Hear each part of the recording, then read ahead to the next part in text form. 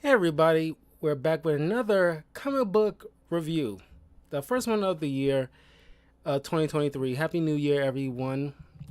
Uh, as promised, even though I kind of swore to this early last year, because Across the Spider Verse is coming in June, I want to make sure I get at least some point in the months coming up until June to get a good handful of Spider-Man content. Not only Spider-Man content, different variants of Spider-Man comics, and all of them are relatively short. Not all of them. There's like at least three, I think, that actually has like a good 20, so issues.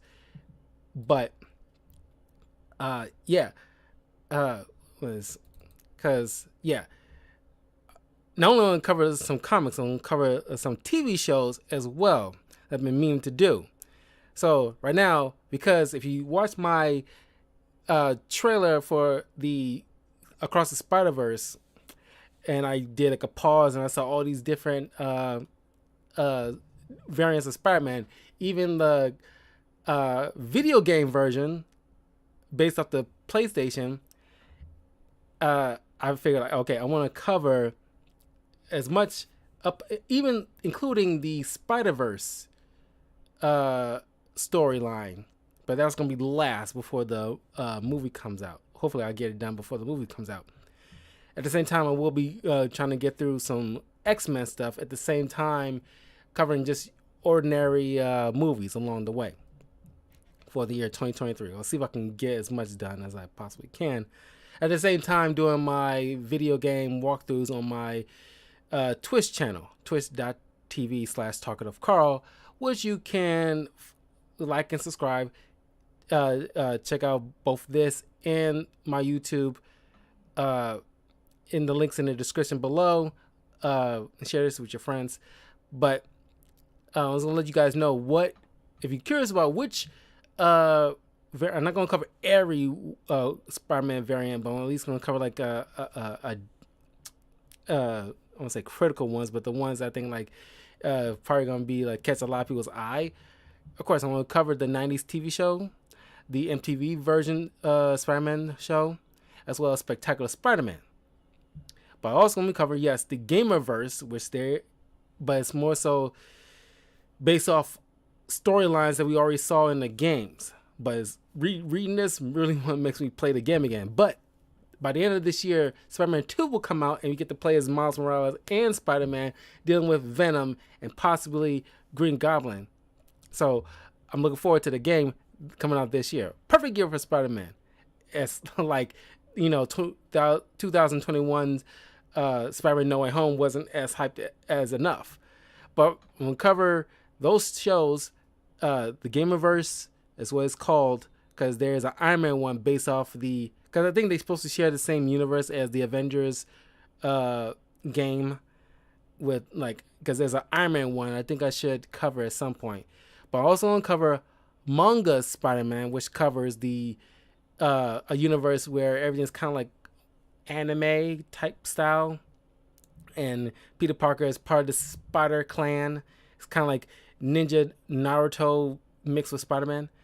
Then you got Miles Morales Ultimate, as well as like Ultimate Peter Parker on cover.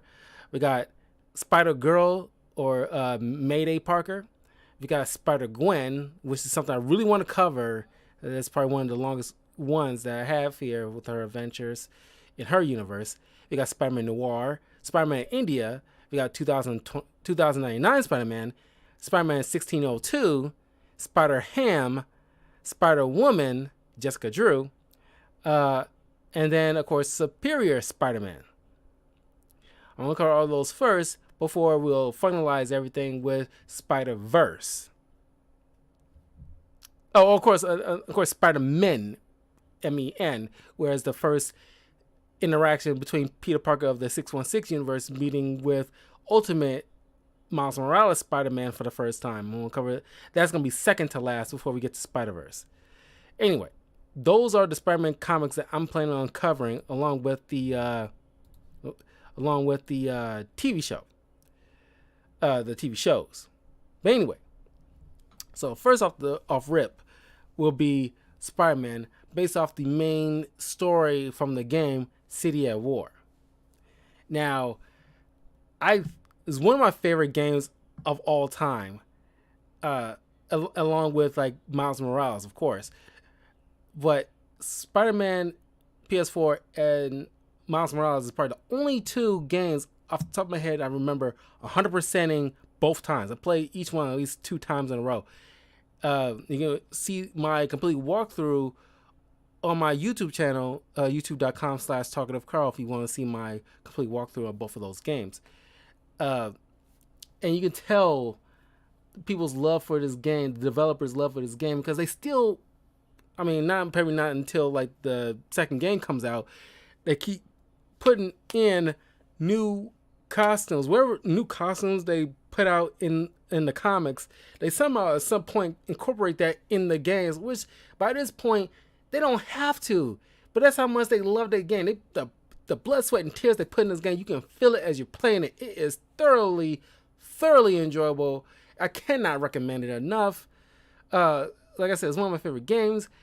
Now, at some point, I want 100% God of War Ragnarok. I did a good chunk already through my main playthrough, but I be swearing I will be doing this at some point. Probably at the beginning, of next week. I'll hop in with some God of War and try to do some side quests and see if I can 100% that, because I want to get back to that world before I lose my mental memory of the game mechanics of that. But anyway, Spider-Man City at War. Like I said, it's pretty much based off the story of what you already saw from the game. Peter wakes up with, of course, he already bills past due. It's typical Spider-Man stuff. His bills past due. That's why people relate to Spider-Man so much. We all, live in like hand to mouth sometimes, and not living in squalor, but it's like he's at the freaking cusp sometimes. It's like I like, this is like one of my favorite versions of Spider-Man, because this is Spider-Man who's experienced.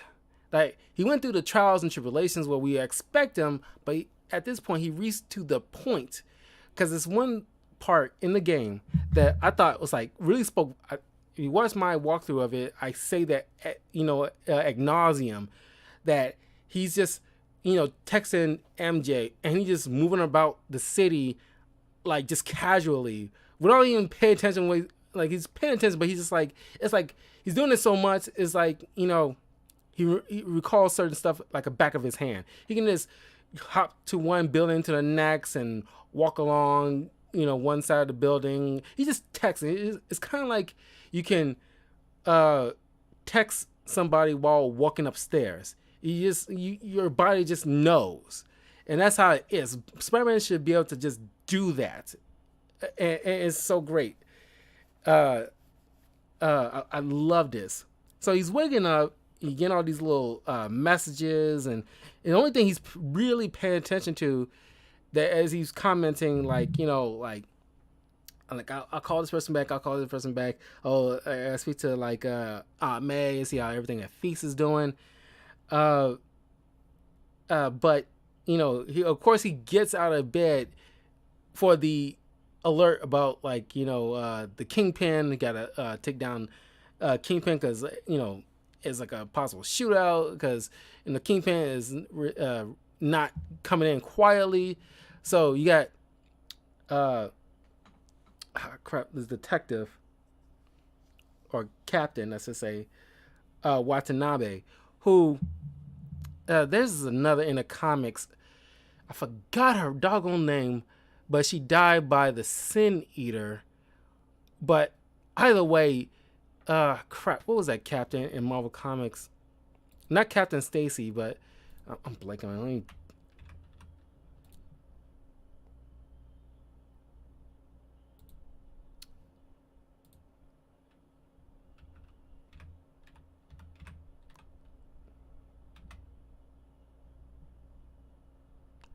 Ah, crap.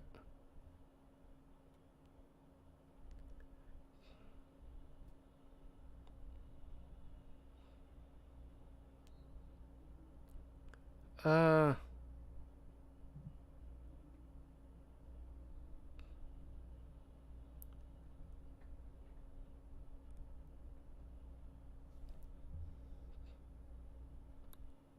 come on. Sorry. Should look this up before I started streaming. God, it's gonna bug the hell out of me if I don't um find that woman's name. Uh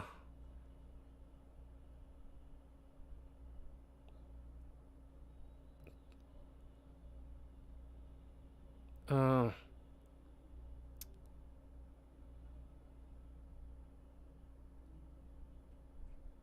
uh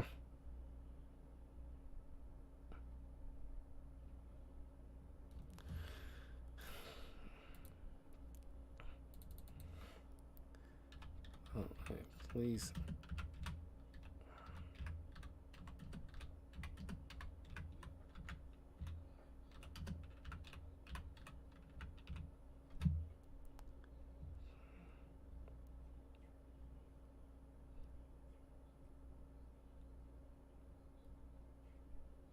Okay, let's try this. Oh,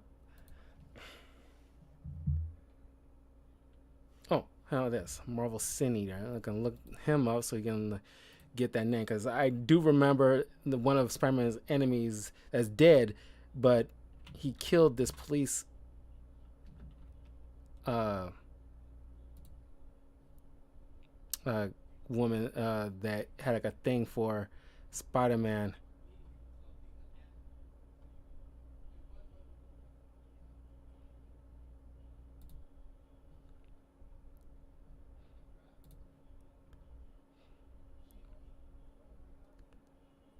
Okay.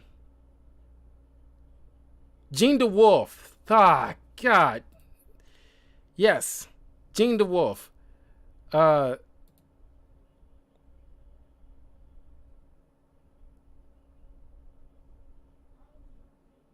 uh,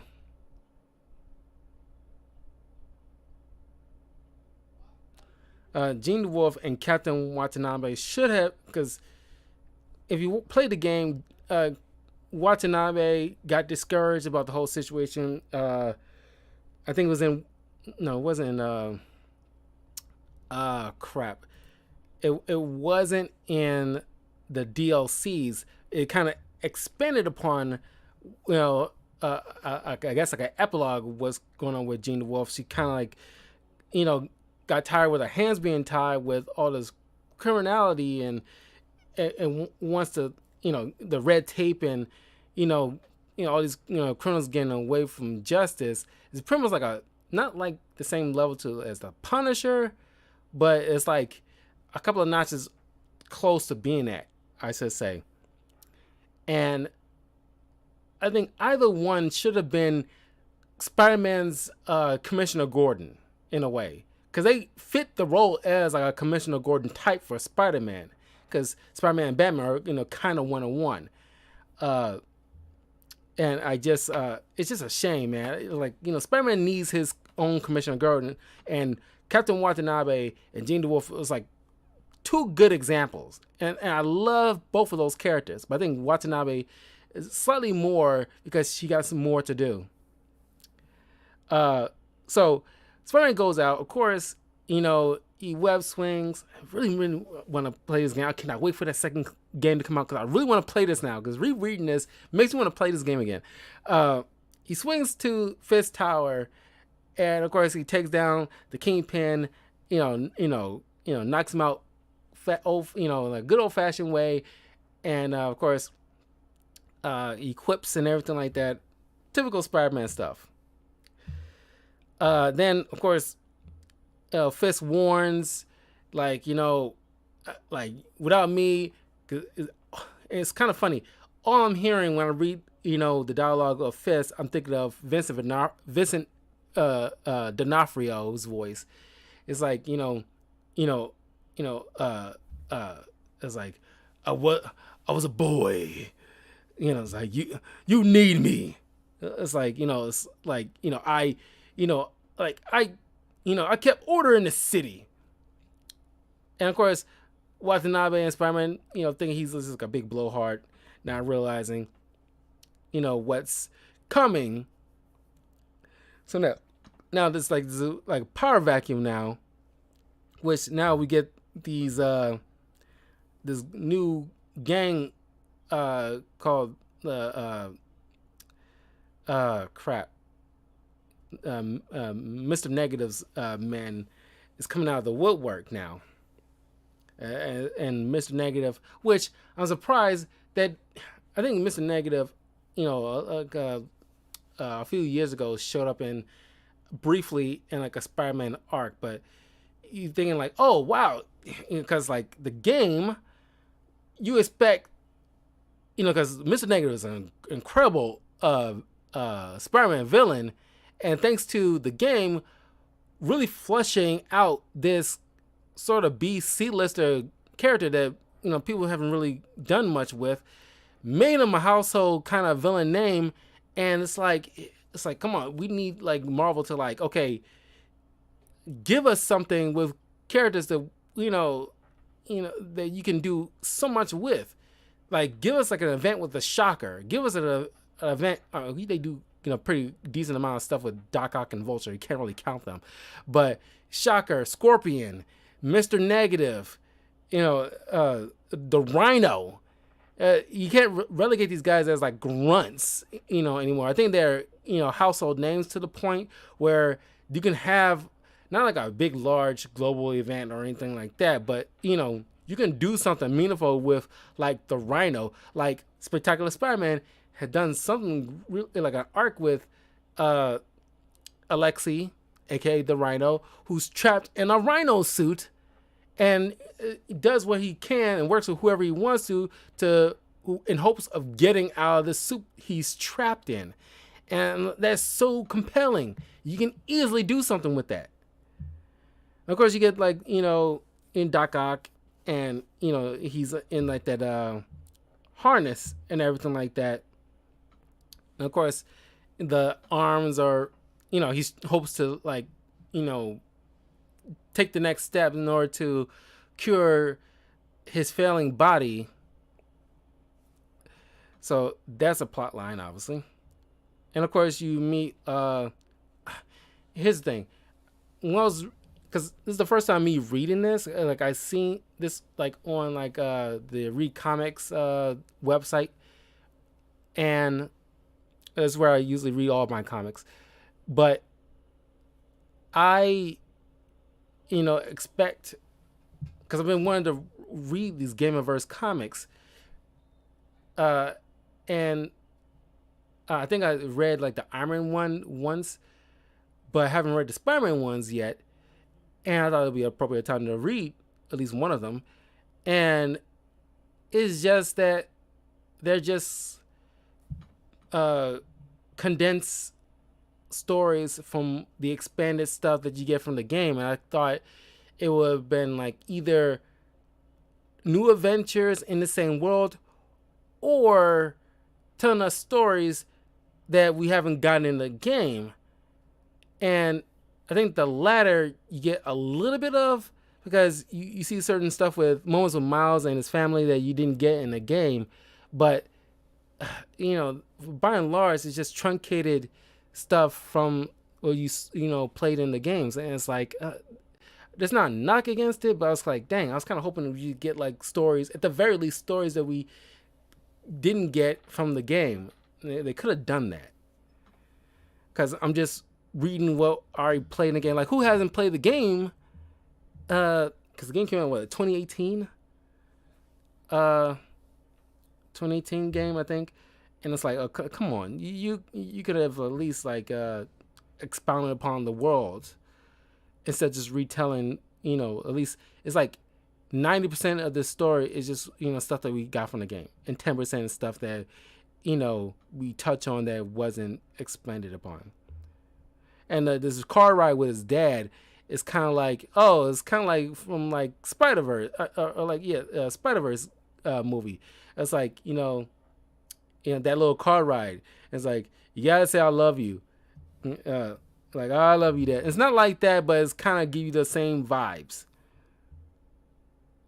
And of course, he like fighting against the Shocker, that little event, but that's just like a little brief page of what's going on at this point.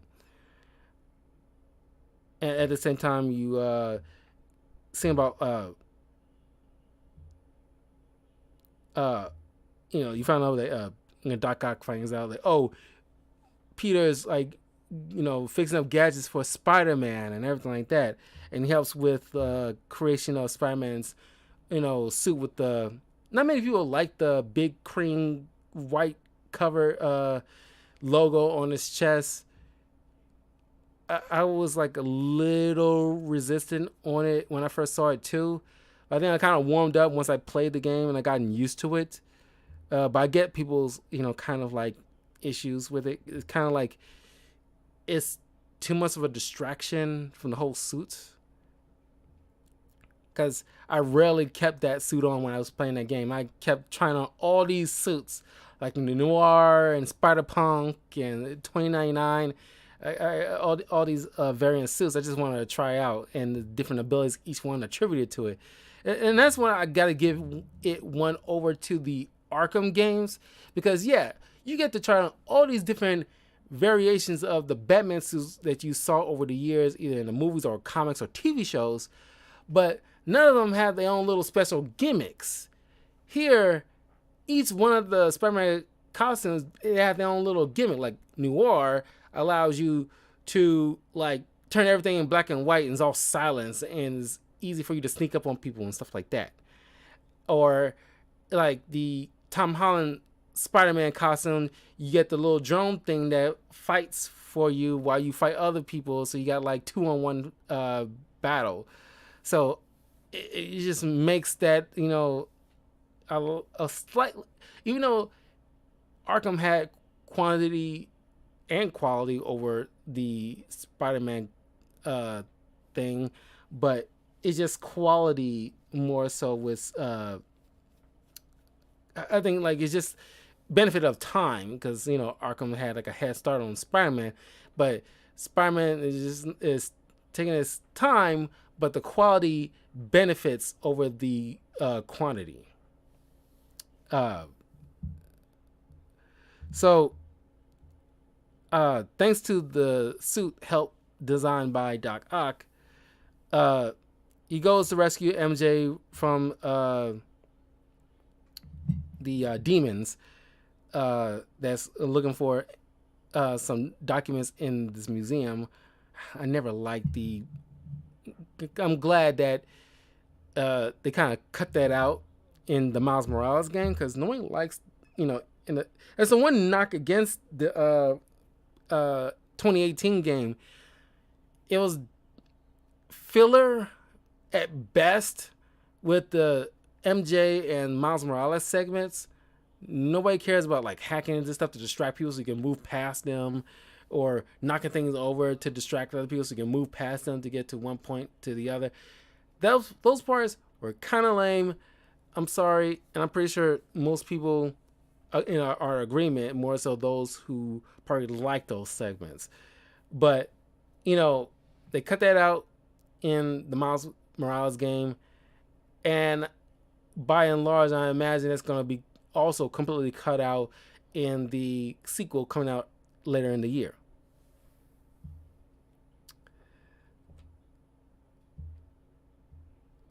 Of course, you figure out that it's like Martin Lee is Mr. Negative. He also, on his legitimate fronts, works as the runner who runs like the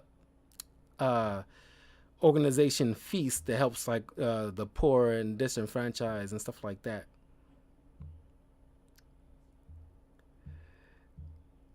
And then of course you get a little bit more. This is one of those things you didn't get in the game, like Miles's life and him looking up to Spider-Man as he's fighting another C-list kind of C-D-list kind of villain Swarm, which is only the only other time I've seen Swarm in anything is in the Spider-Man and His Amazing Friends. If you remember that TV show, there was an episode with Swarm. It was pretty much like a group of bees in a cloak that's like sentient or something like that. That Spider-Man tangles with. You don't see him often, but he's fighting this dude, and of course, I don't know how anybody does this, but I guess because Miles is super smart, he's able to multitask by listening to music, doing his homework, and watching videos of Spider-Man. It's like, he's not really paying attention to his parents, and they telling him like it's time for school. Uh, and then of course, uh, you go forward along the game. Spider-Man gets this tip on like Demon's warehouse. He partners up briefly with Miles' dad, who helps Spider-Man stop some demons from crashing into Spider-Man while he's trying to save a tanker from being from exploding and destroying most of the neighborhood. So he becomes like a hero cop. He gets I don't even know how Osborn gets elected mayor. That isn't even not even explained in the game, because he's honoring Detective Davis or Officer Davis, or Morales or something like that. Because it's like his name is Davis, but Rio Morales, his wife, should have taken his name when they married, and it should be Miles Davis. Shit, that just dawned on me. Miles Davis, holy shit. I can see why he probably should have came with Miles Morales, and it got a better ring to it. But it's like, yeah, holy crap, that people would have been making fun of him, Miles Davis. I don't even know if there was a Miles Morales comic that even. Don't know if he's spoken to about in any Miles Morales comics, but if they gone with the last name Davis, he would have been Miles Davis. Holy shit. But anyway, I'm surprised that it wasn't even brought up. But of course you get this part. Yeah, I was bringing up. I guess it's kind of like, if everything's linear in this universe, and Spider-Man knows, like, Norman Osborn is an asshole, and it's probably hinted that he probably would have been Green Goblin at some point, where it just stopped and became mayor. How he becomes mayor is weird. People just elect this dude, he's probably would have been caught at some point and locked up by Spider-Man and the police.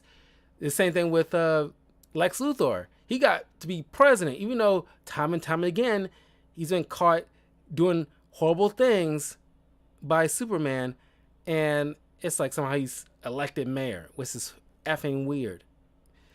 But then we got a world where Trump was elected president, so people can be dumb sometimes, or gullible at best. So, the explosion happens. Suicide bomber by Mr. Negative cost the life of Miles' dad. And of course, you get the segment with the funeral. Spider-Man and funerals kind of go hand in hand when they're losing people. And it's always raining. People always make a joke about, like, every time Spider-Man goes to a funeral, almost every time, it's always got to be raining. Or just in, pop culture funerals in general, 9 times out of 10 it's always raining. And of course, Miles is in the front.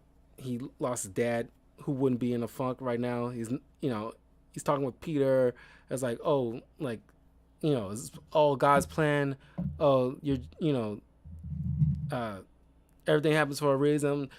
I know it's all cliche words, and you get both sides, because like Miles he's not trying to hear all that. It's all going to be cliche to him. It's hollow to him. At the same time, Miles is also being understanding because they're just trying to be, you know, because they don't know what else to say to this. Of course it's going to sound hollow. What else is to say to somebody who, especially who lost their parent at a young age? You can't really say much. You can offer your condolences, but that's as much as you can do. But of course, later on, you see him bringing him to feast in lieu of Miles trying to go to any kind of therapy because he just doesn't want to go to therapy. I imagine this day and age, I think that would have been a little bit more accepted.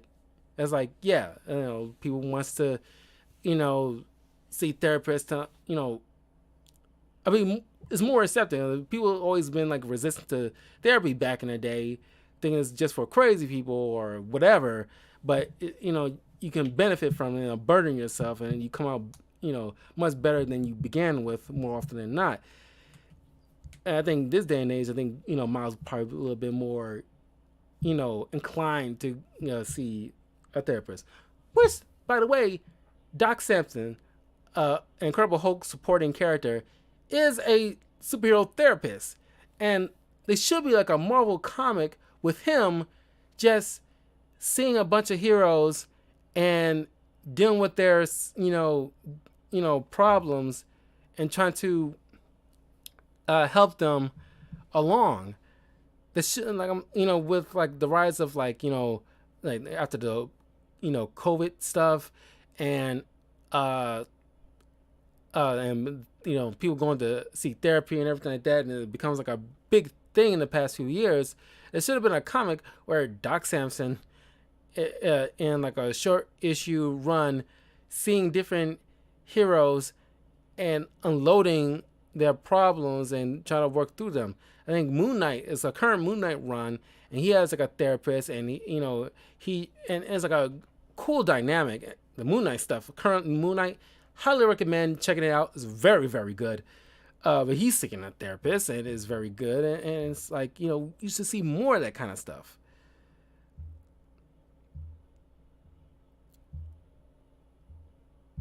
Just 1 second.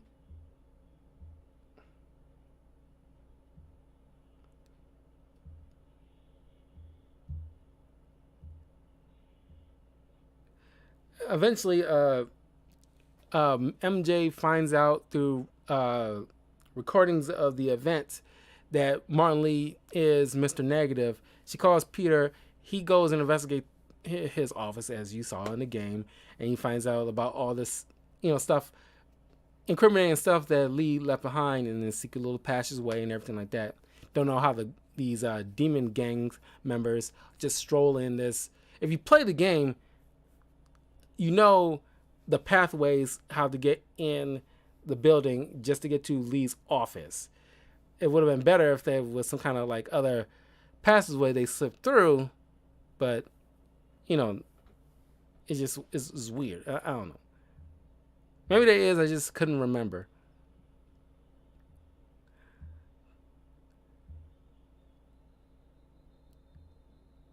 And of course, he goes to Parker goes to this building, try to stop some demons, get stopped by Silver Sable and her guys, and gets kind of interrogated by her, which she's feeling some type of way and taking it out on a mugger. And MJ finds about this devil's breath that Martin Lee's planning on using to poison the city and put the fault on trying to destroy Norman's legacy. As you know, that Norman has contributed to the death of Martin Lee's parents and his powers.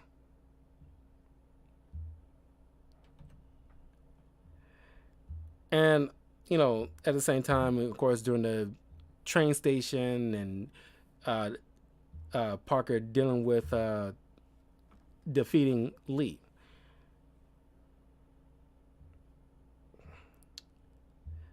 Then, of course, Doc Ock at the same time losing it at this point is, times. I think it's played better than what you saw in Amazing Spider-Man 2 with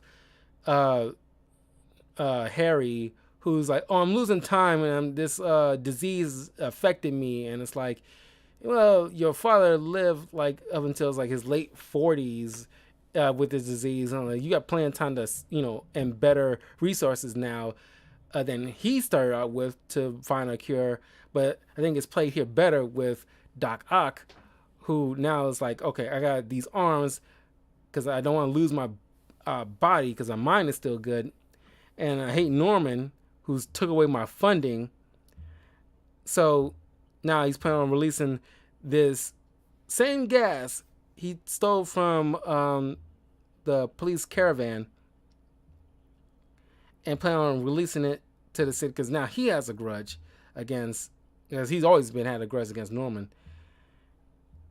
And now he then starts releasing all the bad guys Spider-Man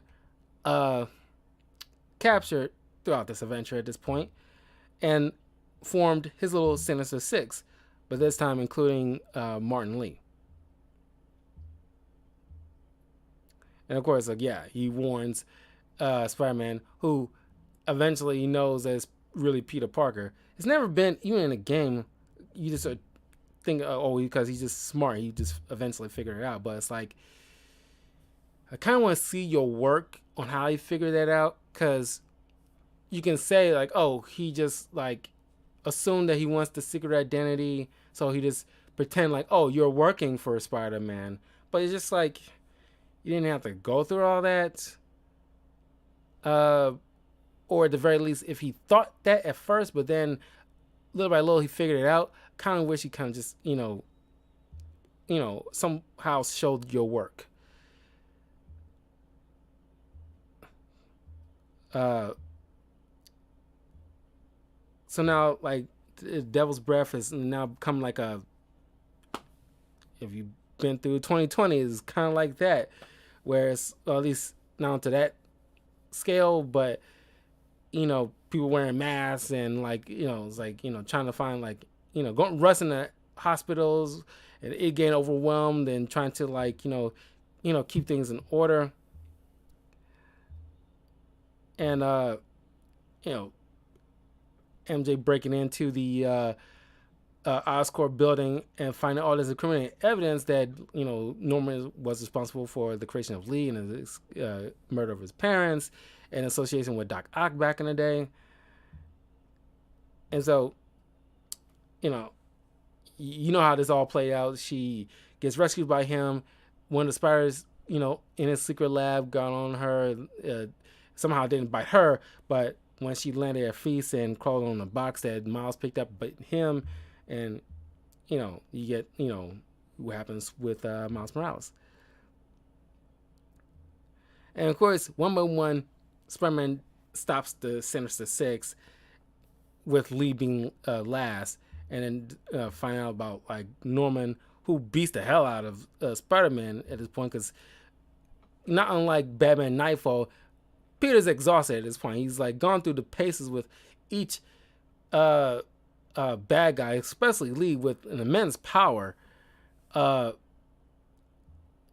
now he's just like, okay, he's pretty much getting his butt handed to him at this point. Which, by the way, speaking of Nightfall, don't know if I'm doing it this October, because I usually like to do like Batman stuff going towards like the fall area, usually around October. But I really want to do a review on Batman Nightfall. Like I really want to do that, because I remember as a kid reading bits and pieces, but never as a whole. I know how it ends, and I know how it starts, but I never read it from beginning to end. And I really want to do that. Of course, Peter gets get the medical care and goes to rescue Norman. And May's sick now, and so now it's some sense of urgency, and he battles Doc Ock thanks to the suit that he designed, thanks to encouragement by MJ, saying like maybe Spider-Man needs Peter Parker's help.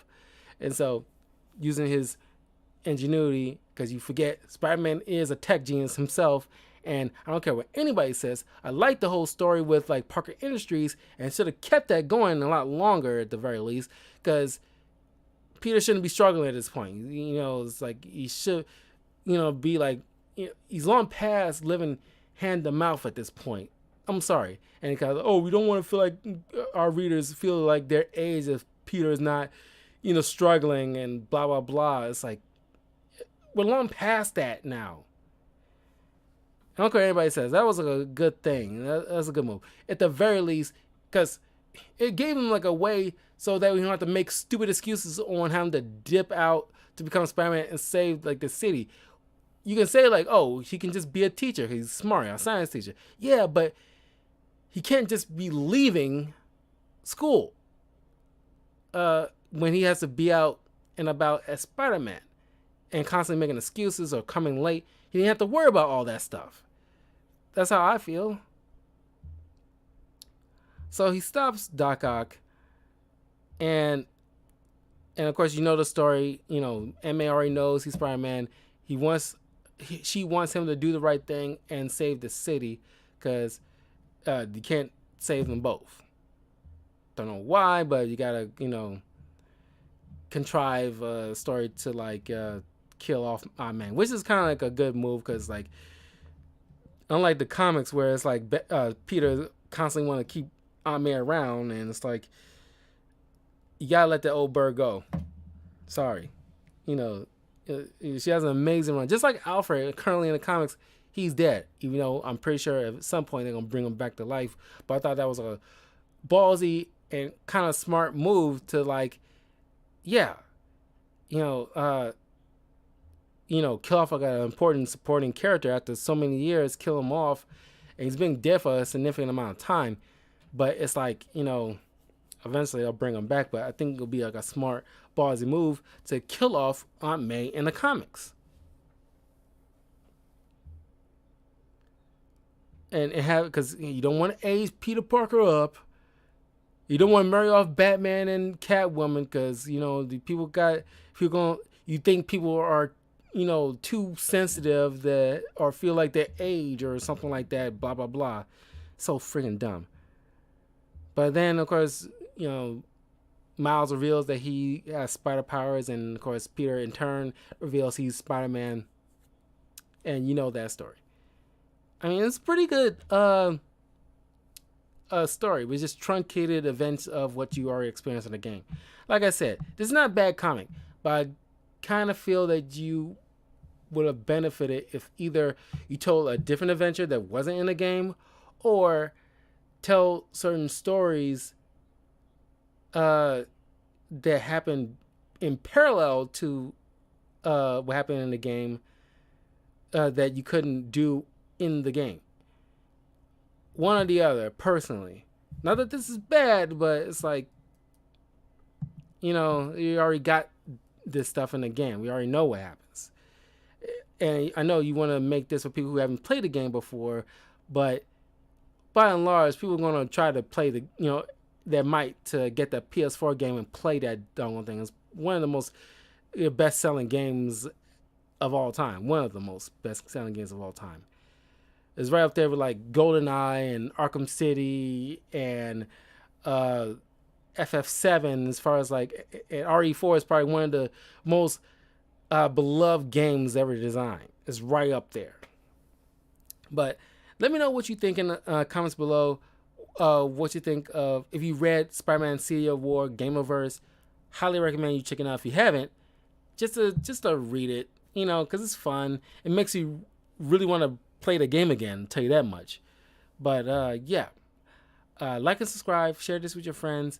I will see you guys in a little bit for another comic book review, Silk, another Spider-Man variant comic. So yeah, another short one, because most of these are pretty short, so I can, you know, relatively get them pretty quickly, at least quickly as I can. But yeah, I'll see you guys in a little bit.